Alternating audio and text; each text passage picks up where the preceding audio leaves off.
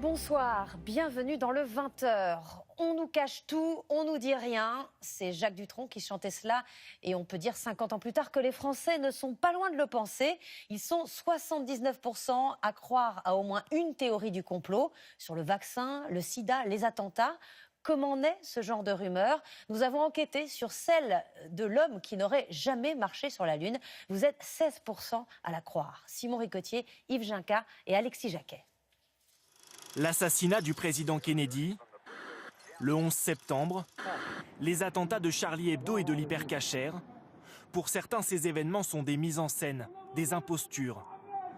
Une récente étude montre que 8 Français sur 10 croient au moins à une de ces théories du complot. Les jeunes y seraient les plus réceptifs. 32% des Français croiraient par exemple que le virus du sida a été créé en laboratoire. Et 9% que la Terre n'est pas ronde, mais plate. Pour les chercheurs en charge de l'étude, ces thèses ont gagné en audience ces dernières années.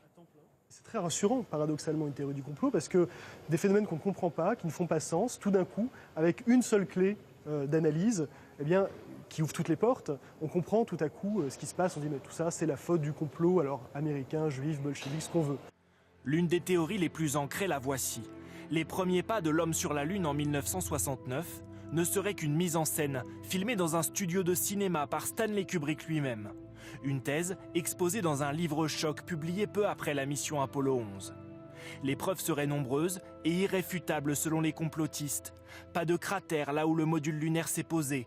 Cette inexplicable lettre C gravée sur un rocher. Et surtout ce drapeau américain qui flotte alors qu'il devrait rester immobile. Tout le monde le sait, la gravité empêcherait un drapeau de flotter sur la Lune.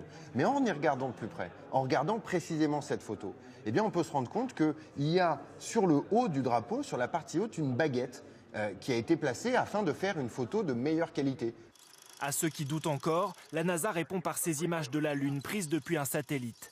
On y voit le site d'alunissage des missions Apollo et même les traces de pas de Neil Armstrong et Buzz Aldrin.